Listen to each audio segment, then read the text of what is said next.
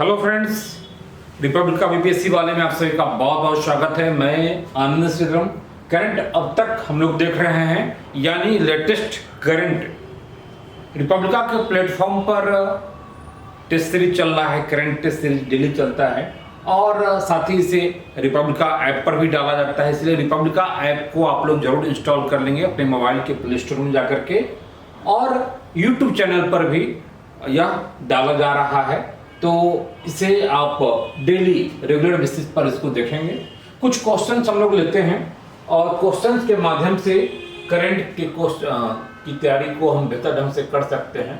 इसमें देखिए, पहला क्वेश्चन हम ले रहे हैं कि किस देश की महिला खिलाड़ी मेग लैनिंग ने अंतर्राष्ट्रीय क्रिकेट से संन्यास ले लिया है।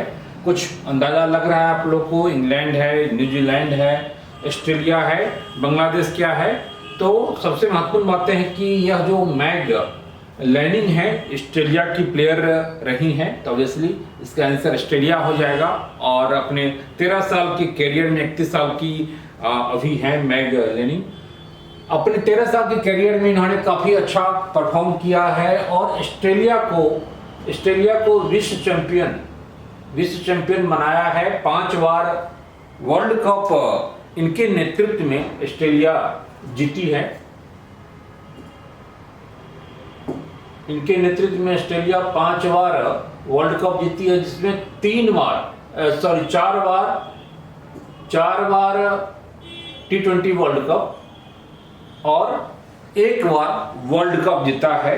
तो जिस प्रकार से ऑस्ट्रेलिया की जो मेंस टीम है वह जितनी महत्वपूर्ण है, वैसे ही महिला टीम भी काफ़ी महत्वपूर्ण वर्ल्ड लेवल पर यह अपनी एक अलग धाक रखती है।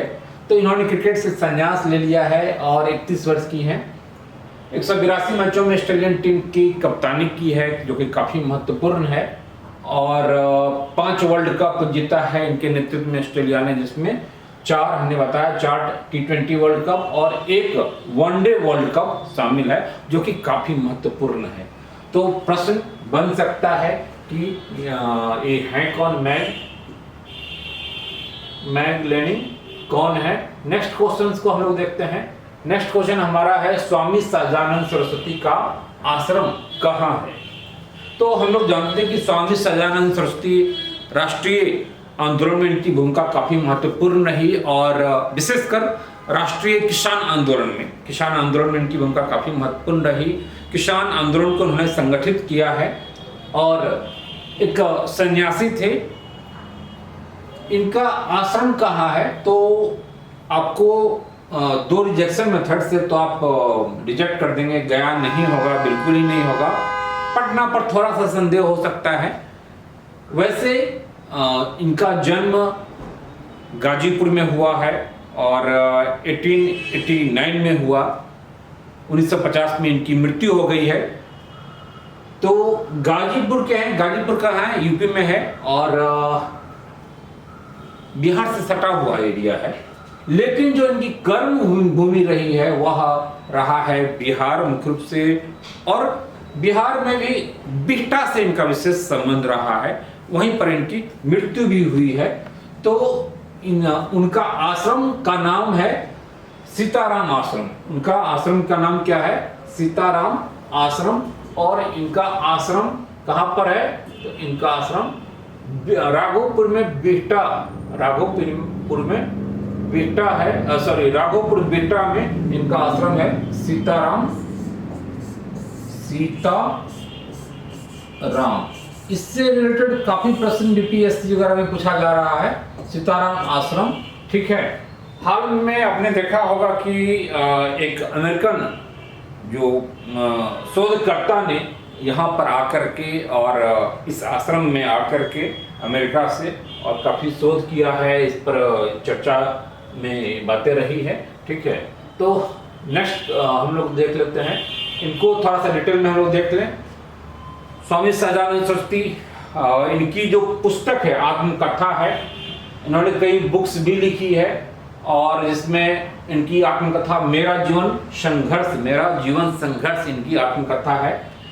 एक प्रश्न यूपीएससी में आया होगा, याद होगा कि हुंकार की रचना किसने किया है, मासिक पत्रिका का, और अधिकांश लोगों ने गलत इसका आंसर करके आया। तो स्वामी सदानंद सरस्वती का संबंध पुस्तकों से भी रहा है, क्योंकि पुस्तक भी कई पुस्तकों की रचना उन्होंने किया है, जिसमें स्पेशली भूमिहार ब्राह्मण का परिचय, चूंकि ये स्वयं भूमिहार ब्राह्मण थे और इसलिए इस पर झूठा भय, मिथ्याभिमान, ब्राह्मण कौन, महारुद्र का तांडव, महातांडव, जंग और राष्ट्रीय आजादी, आत्मकथा में मेरा जीवन संघर्ष जैसे पुस्तक इन्होंने लिखा है। और जैसा कि हम लोग जानते हैं कि असहयोग आंदोलन में गांधी जी से प्रभावित हुए और राष्ट्रीय आंदोलन में भाग इन्होंने लिया है। 1936 में लखनऊ में अखिल भारतीय किसान सभा का गठन हुआ और एनजी रंगा को अध्यक्ष सचिव बनाया गया और इनको अध्यक्ष बनाया गया, ठीक है। साथ ही सुभाष चंद्र बोस के साथ भी इन्होंने मिलकर के किसान आंदोलन के लिए काम किया है। तो इनका जन्म 1889 में, जैसा कि मैं बता रहा था, महात्मा गांधी से कितने साल छोटे थे, तो 20 साल छोटे थे, गांधी जी से छोटे थे। और 1950 में, जून 1950 में, 25 जून 1950 को 1950 को इनकी मृत्यु हो गई है। तो काफी महत्वपूर्ण है, यहाँ से क्वेश्चंस प्राय देखने को मिलता है, ठीक है। नेक्स्ट क्वेश्चन हम लोग ले लेते हैं। नेक्स्ट क्वेश्चन है इंडिया एक्सपेरिमेंट विथ डेमोक्रेसी। ये हाल फिलहाल में बुक ये लिखी गई है और काफी महत्वपूर्ण ये बुक है। यह बुक किसने लिखा है, तो आप राजा मुराद का संबंध फिल्म से है, तो यह तो नहीं होगा, ठीक है। मणिशंकर अय्यर, मणि अय्यर लिखा हुआ है, मणिशंकर अय्यर हो सकता है, इस पर डाउट हो सकता है आप लोगों को, जो बिल्कुल स्वाभाविक है। शशि थरूर साहब भी बुक लिखते हैं, कई बुक्स को उन्होंने लिखा भी है, तो अच्छे राइटर हैं शशि थरूर भी, मणिशंकर अय्यर भी। लेकिन चूंकि यहाँ पर देखिए कि इंडिया एक्सपेरिमेंट विथ डेमोक्रेसी और SY कुरैशी, ठीक है, YS कुरैशी यहाँ पे लिखा हुआ है, लेकिन SY कुरैशी नाम को उल्टा करके हम लोग पढ़ते हैं कई बार, तो वो भी एक स्टाइल होता है। तो SY कुरैशी ने यह जो इंडिया एक्सपेरिमेंट विथ डेमोक्रेसी पुस्तक को लिखा है और इन्होंने पूरे पोस्ट इंडिपेंडेंस, आजादी के बाद के काल में, ठीक है, देखिए the life of nation through it's election, पूरे जो एक स्वतंत्रता के बाद का जो कालक्रम है उसमें इन्होंने इलेक्शन के थ्रू राष्ट्रीय जीवन को इन्होंने देखा है, समझा है। इस बुक्स में इसकी चर्चा किया है। SY कुरैशी वही है जो भारत के मुख्य चुनाव आयुक्त रहे हैं। काफी महत्वपूर्ण पोस्ट होता है मुख्य चुनाव आयुक्त का। अब एक अगला प्रश्न है जो कि काफी विवाद में रहा है, हम लोग देखते रहे हैं कि पेपर वगैरह में काफी चर्चा में चीजें रही है कि हाल ही में कैश फॉर क्वेरी का मामला सामने आया है और इसमें कौन सा सांसद संबंधित है, तो ललिता सिंह, विजय शांति, रजनी कोठारी और महुआ मोइत्रा। हमें लग रहा है कि आप लोगों को प्रॉब्लम नहीं होगी इस प्रश्न में। आप लोग निश्चित रूप से महुआ मोइत्रा को आप टिक मार सकते हैं। महुआ मोइत्रा जो है तृणमूल कांग्रेस की लीडर रही हैं और काफी विवाद में हमेशा अपनी चीजों को लेकर के कुछ न कुछ ये रहती हैं। 2019 में आम चुनाव में चुन करके आई है जो ऑल इंडिया तृणमूल कांग्रेस है। प्रश्न बन सकता है कि किस पार्टी से बिलोंग करती हैं, तो AI all India Trinamool Congress से हैं। और इन्होंने हीरा नंदनी जो बिजनेसमैन हैं उनसे मदद लेने का आरोप है, कैश फॉर कैरी का मामला है। और उन्होंने संसद जो पार्लियामेंटेरियन जो MP होते हैं उनको एक लॉगिन पासवर्ड मिलता है, जो संसद की गतिविधियां होती है उस संदर्भ में, तो उस पर पोस्ट करने के लिए लॉगिन पासवर्ड को उपलब्ध इन्होंने कराया ताकि वो पोस्ट कर सके, तो जो कि बिल्कुल ही अनइथिकल है और संसदीय नियम कायदे कानून के विरुद्ध भी है। अनइथिकल के साथ साथ एक वायलेशन भी है नियमों का। तो साथ ही पीएम मोदी को बदनाम करने के लिए भी उद्योगपति गौतम अदानी पर निशाना साधने का आरोप इन पर रहा है और अपनी थोड़ी सी महंगी लाइफ स्टाइल के लिए जानी जाती हैं। चलिए, यह तो एक अलग बातें हैं महंगी लाइफ स्टाइल के लिए जाना, लेकिन ये सारे जो आरोप हैं कैश फॉर क्वेरी का, यह क्योंकि किसी बिजनेसमैन को फायदा पहुंचाने के लिए और आप संशोधन प्रश्न नहीं पूछ सकते हैं या फिर लॉगिन पासवर्ड नहीं किसी को आप दे सकते हैं, यह चीजें। नेक्स्ट क्वेश्चन हम लोग देखते हैं क्या है कि हाल ही में किसे भारत का नया महासर्वेक्षक के रूप में नियुक्त किया गया है। तो जो महासर्वेक्षक का पोस्ट जो होता है, समझते ही हैं कि जिसका काम क्या करना है, सर्वेक्षण करना है, सर्वेक्षक की भूमिका में होती है। और इसमें यह जो इम्पोर्टेंट चीजें हैं कि यह साइंस एंड टेक्नोलॉजी डिपार्टमेंट के तहत आता है। कई बार प्रश्न पूछ लिया जाता है कि यह किस डिपार्टमेंट के तहत आता है, तो यह साइंस एंड टेक्नोलॉजी की डिपार्टमेंट के तहत आता है।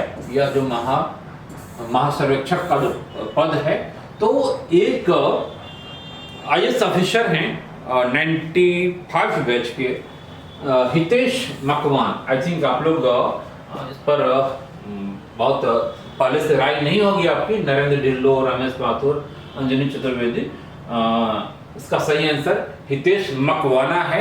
और हितेश मकवाना जो हैं ये क्या है, IAS ऑफिसर रहे हैं 95 बैच के और नियमों से परे जाकर के इनको महासर्वेक्षक बनाया गया है। भर्ती नियमों का इसमें अनदेखा किया गया है। विज्ञान और प्रौद्योगिकी विभाग के अंतर्गत यह पोस्ट आता है और काफी महत्वपूर्ण पोस्ट होता है। तो इस प्रकार से हमारा यह जो है समाप्त होता है।